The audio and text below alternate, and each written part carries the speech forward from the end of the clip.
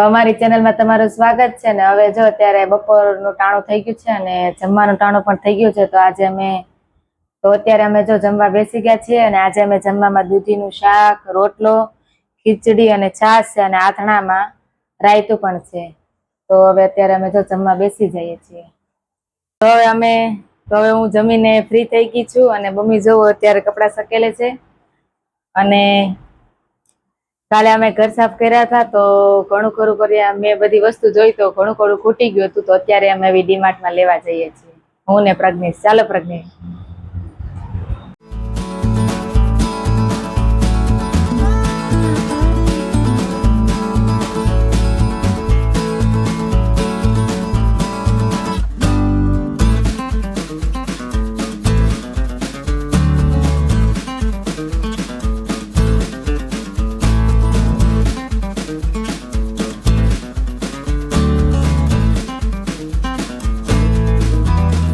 હવે જો અમે ડીમાર્ટ માંથી આવી ગયા છીએ અને જો અમે આટલી વસ્તુ લાવ્યા છીએ.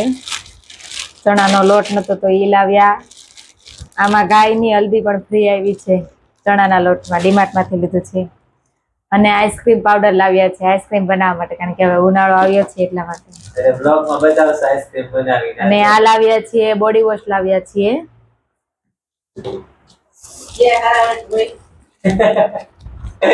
મમ્મી કે જાય ડીમાર્ટ માં એટલે કરજો લાય છે. કિલો રવો લાવ્યા, કોલગેટ લાવ્યા, આ ચણા છે કાબુલી ચણા અને આ વટાણા છે અને આ એલચી લાવ્યા. આટલું લાવ્યા છીએ. રોંઢાનો સા મૂકી દીધો છે ને હવે છે ને મમરા વઘારી છે રોંઢા નાસ્તા હાથ જો ચા અને મમરા હાલો સો હવે મમરા વઘારું.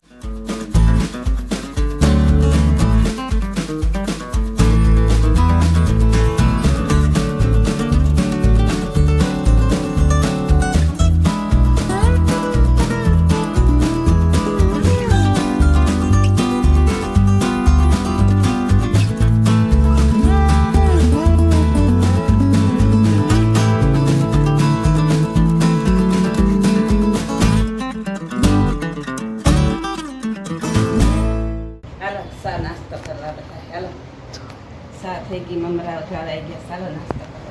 ઘર સાફ કર્યા ને એટલે ગાડલા તડકે નાખ્યા એટલે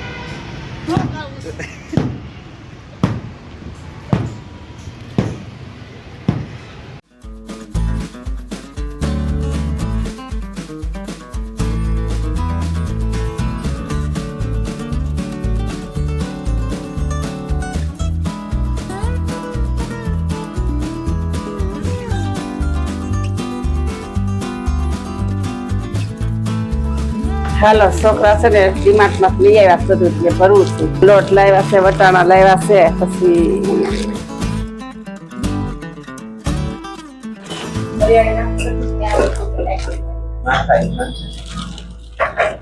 ભેગી એટલી હળદર આવી છે એમાં ફીરવી.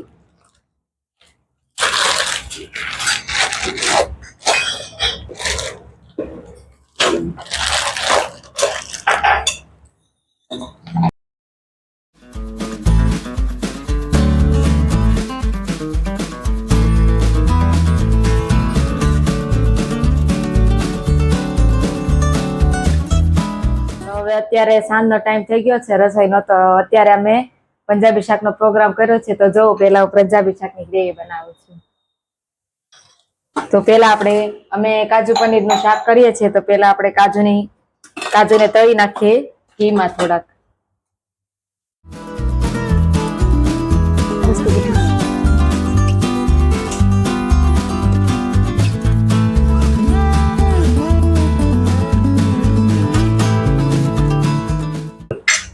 તો હવે જો કાજુ થઈ ગયા છે રેડી અને હવે આપણે ગ્રેવી બનાવવા માટે આ છે વરિયાળી, મરી, તજ, લવિંગ અને એલચી. આટલું આપણે તેલમાં આ નાખીશું પેલા. પછી લસણ, મરચી, આ પેપ્સિકમ મરચાં અને ટામેટા પણ નાખી દઈશું અને એને સરસ રીતે સડવા દઈશું. અને અંદર આપણે થોડુંક મીઠું નાખશું, પનીર મસાલો નાખશું, મરચું નાખશું અને હળદર નાખશું. પછી એને સડવા દેવાની છે આપણે સરસ રીતે.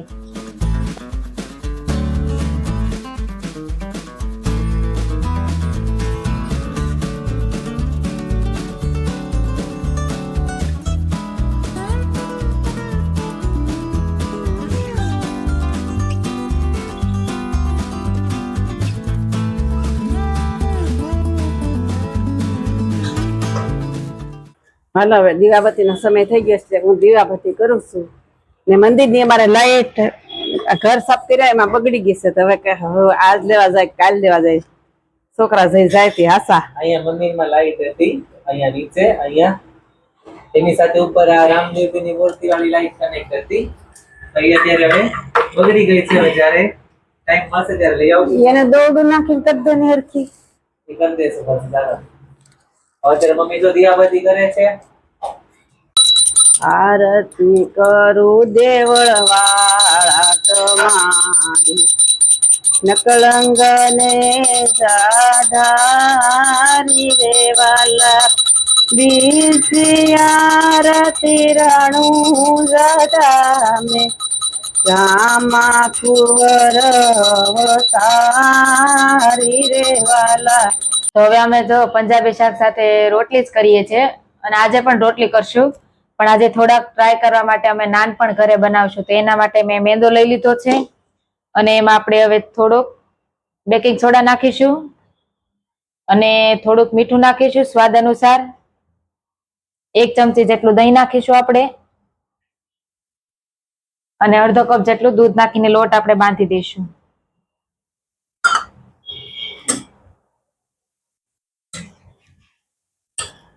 તો હવે આપણે લોટ બંધાઈ ગયો છે ને, હવે આપણે આમાં તેલ નાખીને મિક્સ કરી લઈશું આને. તો હવે ગ્રેવી થઈ ગઈ છે ને, હવે હું ગ્રેવીને વઘારું છું ને આમાં મેં તેલ નાખી દીધું છે ઓલરેડી. કાજુ અને પનીરનો મસાલો છે મિક્સ કરી નાખ્યો છે ને, કાજુ પીસી નાખ્યા છે ને, આ કાજુ તળી નાખ્યા છે, આ કસૂરી મેથી છે, આ ગ્રેવી છે, આ મસાલું છે, અને આ પનીરના ટુકડા છે પનીર નાખવા માટે, આ દહીં છે જેને અમે આમાં પાણી કાઢી નાખ્યું છે, આને અમે અડધો કલાક જેવું રહેવા દીધું ત્યારે આવું થયું છે. આપણે આને શાકમાં જ નાખશું. તો હવે આપણું તેલ આવી ગયું છે, તો હવે એમાં આપણે ગ્રેવી નાખી દઈશું.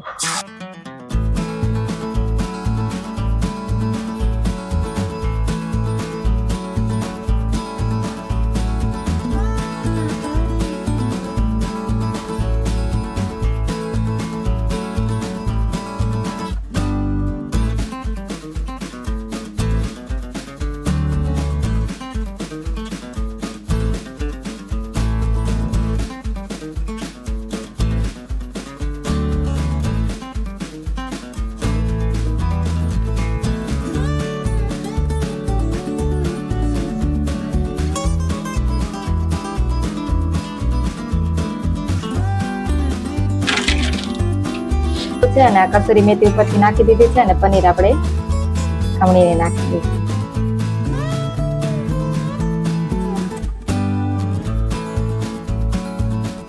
હવે જો નાન આપણું પંજાબી શાક તૈયાર થઈ ગયું છે, અને નાન કરું છું.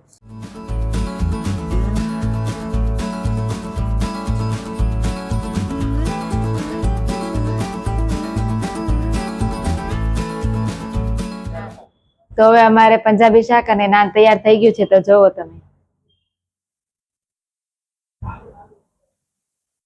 હવે જો ખાવા બેસી ગયા છે, અને હવે ખાઈ લઈએ. આજે થોડુંક લેટ થઈ ગયું છે. મમ્મી પપ્પા તો જમી લીધા કા મમ્મી? હા, ઈ જમી લીધા. થોડુંક મોડું થઈ ગયું, થોડું મોડું થઈ ગયું એટલે આમ મમ્મી પપ્પા જમી લીધા છે. બપોરે ખાઈ નહીં એટલે એને ભૂખ લાગી એટલે વહેલા જમી લીધા. અને અત્યારે હવે હું દ્રષ્ટિ જમવા બેઠા છીએ. ચાલો હવે પંજાબી ટેસ્ટ કરીએ. બની ગયું છે, અને બહુ વાર લાગી બનાવવા. અમે તમે છે ને ડસ્ટીની મહેનત ખાલી વિડીયોમાં જોઈએ છે, પણ વાય વાય મેં કેટલી મહેનત કરી છે તમે નહીં દેખાડી હોય. સારું, ચાલો જોઈએ, ટેસ્ટ કરીએ.